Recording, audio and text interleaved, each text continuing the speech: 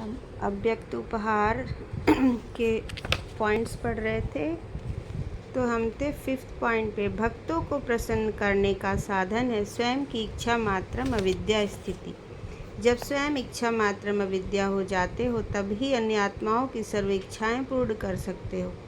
इच्छा मात्रम अविद्या अर्थात संपूर्ण शक्तिशाली बीज रूप स्थिति। जब आप मास्टर बीज रूप स्थिति में रहेंगे तब पत्तों को प्राप्ति होगी। अनेक भक्त आत्मा रूपी पत्ते जो सूख गए हैं, मुरझा गए हैं, उनको फिर से अपने बीज रूप स्थिति द्वारा शक्तियों का दान दो। बाबा ने कहा कि बीज, जैसे बाबा बीज है, बाबा की कोई इच्छा नहीं होती, स्वयं का उनका कोई शरीर भी नहीं है, तो उनको किस चीज़ की इच्छा हो सकती है? न मान मर्तबे की, न कोई स्थूल वस्तु की। और इसीलिए बाबा बीज है, और बाबा बीज से पूरे सृष्टि चक्र के सारी आत्माओं को सकाश मिलती है। वैसे ही बाबा ने कहा कि तुम्हारे द्वारा भी तुम्हारी भक्त आत्माओं को सब कुछ प्राप्त हो जाएगा जैसे ही तुम अपने बीज रूप की अवस्था में स्थित होंगे। और बीज रूप स्थिति क्या है? इच्छा मात्रम अविद्या। अगर हम ही इच्छाओं के पीछे रहेंगे, मतलब हम ही अपूर्ण हैं और असंतुष्ट हैं।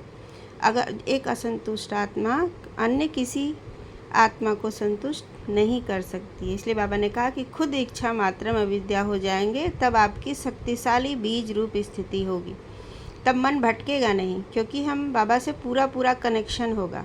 क्योंकि जब हम इच्छाओं के पीछे भागते हैं तभी हमारा मन इधर उधर भटकता है व्यर्थ में, और व्यर्थ में उलझी हुई आत्मा कभी शक्तिशाली नहीं होती। उसकी तो ऊर्जा ड्रेन हो रही होती है, कहते हैं ना, एनर्जी डिप्लीट होती है। तो जब हम इच्छाओं के पीछे, छोटी छोटी चीज़ों के पीछे, वस्तुओं के पीछे जब मन भागता है, उस समय वो शक्तिशाली अवस्था में नहीं होता, और इसलिए वो फिर अपने भक्त और दूसरी आत्माओं को वो कुछ भी प्रदान नहीं कर पाएंगे।